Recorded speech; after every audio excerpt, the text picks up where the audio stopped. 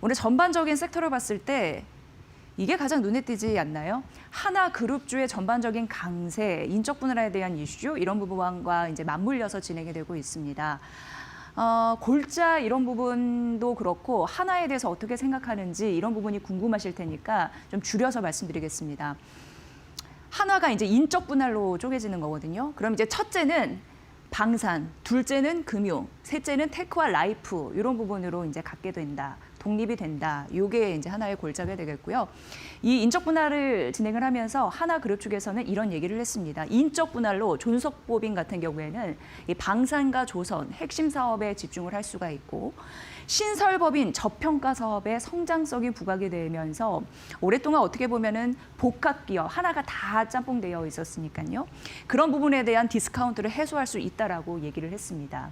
그리고 일각에서는 이런 얘기도 나옵니다. 사실상 이런 인적 분할 같은 경우에는 기업 가치 성장성 이런 부분을 기업들이 보는 것보다 사실 경영권 승계를 위한 구조 정리일 가능성이 더 높지 않느냐 이런 얘기도 사실상 나오고 있습니다.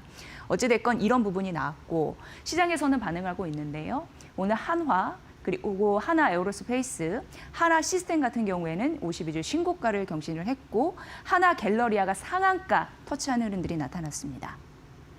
BNK 투자증권에서 오늘 아침에 한화에 대한 목표 주가 상향 소식을 알렸고 오늘 이렇게 인적 분할 소식이 나오면서 대부분의 국내 증권사에서 한화를 분석을 했는데 제가 목표가 상단에 있는 증권사를 얘기를 해드리면 그게 이제 BNK 투자증권인 거고 18만 원으로 올려잡았습니다. 이유를 봤더니 지배구조에 대한 불확실성이 제거가 됐다라고 하면서 여기서 주주가치 제고를 위한 전략도 제시했으니까 그 부분이 좀 긍정적이었다 봤고요.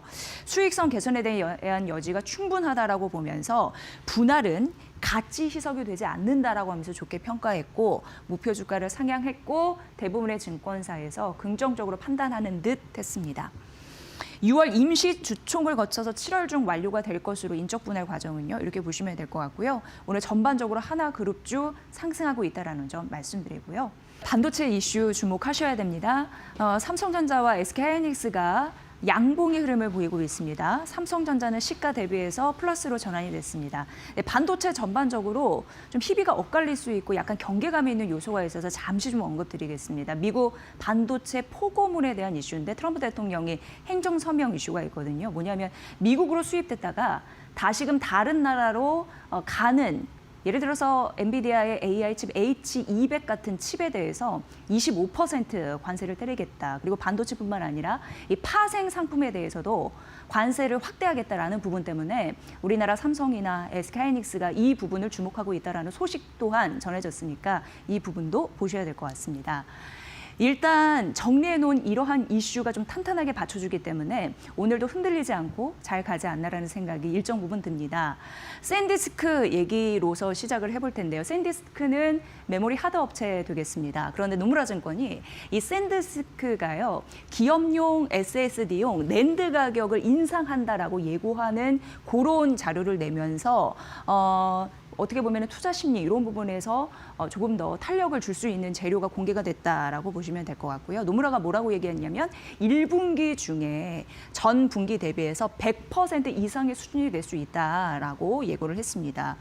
지금 어떻게 보면은 일부 고객에 1년에서 3년치 물량을 확보하기로 하면서 선물로 내라. 전에 이렇게 지금 메모리 공급 업체에서 하고 있는 바 갑중의 감이다. 그리고 그 메모리 업체는 당연히 삼성전자, SK하이닉스, 마이크론 등등등 샌디스크 이런 부분이 다 포함이 되어 있다라고 보시면 될 것 같습니다. 그러면서 이 내용은 이제 샌디스크라고 보시면 될 것 같고요. 가격 상승 압박이 내년까지 지속될 가능성을 언급을 하면서 지금 증설에 대한 제한이 걸려 있기 때문에 오히려 희소 가치가 부각이 된다라는 얘기를 했고요.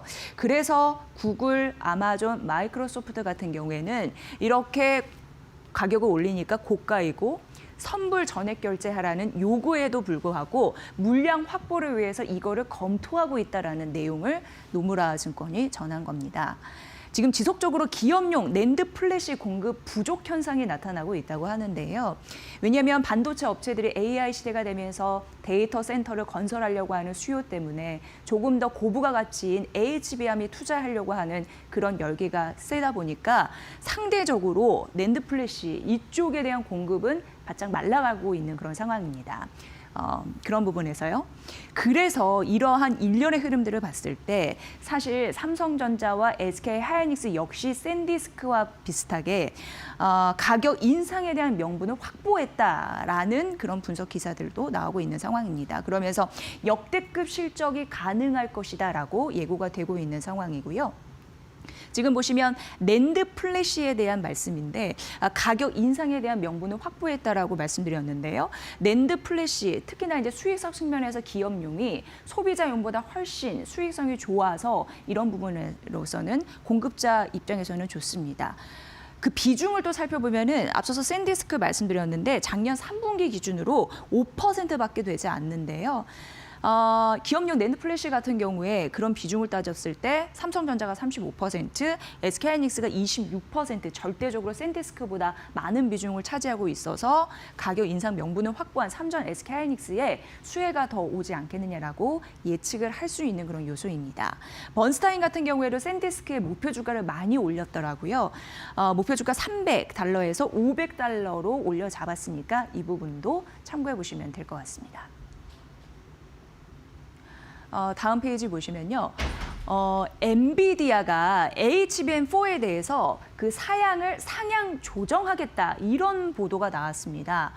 그러면서 시장에서 주목하는 거, 그럼 삼성전자와 SK 하이닉스가 또 출발선에 딱 서서 경쟁을 치열하게 하는 것이 아닌가라는 보도들이 나오고 있는 상황입니다. 왜냐하면 HBM4부터 특징적인 부분이 있습니다. 저희 마켓나우 2부나 머니코드에서도 종종 언급해드린 바가 있는데 이 베이스 다이, 로직 다이 이런 부분에 대한 중요성이 부각되는데요. HBM 같은 경우에는 디램을 갖다가 수직으로 쭉 쌓아 올린 거를 얘기하는데 그 가장 맨 밑에 달린 칩이라고 보시면 됩니다. 그래서 언제 어디로 얼마큼 빠르게 갈지 알려주는 지능적인 그런 작용을 하는 굉장히 중요한 핵심이다라고 보시면 되는데 이 성능 경쟁이 이제 시작된 겁니다. 왜냐하면 엔비디아에서 HBM4 이쪽 사양을 지금 상향하겠다라고 얘기를 했으니까. 그래서 디램 그 다이에서 로직 다이로 지금 설계 역량 이 경쟁이 이제 시작이 될 듯합니다. 지금 성능 개선 작업에 돌입했다라는 얘기도 나오고요. 그런데 여기서 볼 거는 삼성전자와 SK 하이닉스가 처한 환경 이런 부분을 보셔야 됩니다. 일단 삼성전자 같은 경우에는 이 로직 다이에 대해서 해당 기술을 자체적으로 보유하고 있는 부분이 있습니다. 그래서 일부 기사에서는 오히려 삼성전자가 이 이슈 때문에 조금 더 우위 경쟁에 있는 것이 아니냐라는 보도도 있었습니다만 SK 하이닉스 같은 경우에는 대만 TSMC에 전적으로 의존을 하고 있는데요. 여러분 아시다시피 TSMC는 일거리가 너무 넘쳐납니다. 고객사도 많고요. 그래서 어떻게 보면 로직 다이에 대한 설계 부분을 좀 만들어주는 그런 부분이나 아니면 그런 부분을 확장하는 데에서 여력이 좀 딸린다, 좀 후에 배치되지 않겠느냐 이런 생각을 하는가 봅니다. 파운드리 물량 소화가 너무 어떻게 보면은 지금 빠르게 해달라는 고객사 주문이 있기 때문에 SK하이닉스의 요구를 과연 들어줄 수 있을까에 대한 의문을 지금 시장에서 한다는 거고요. 또 하나의 문제는 지금 디램 생산을 중국 우시와 국내에서는 이천 공장에서 하는데 갈수록 이 두 공장에 대해서 기술 격차가 커지고 있다고 합니다.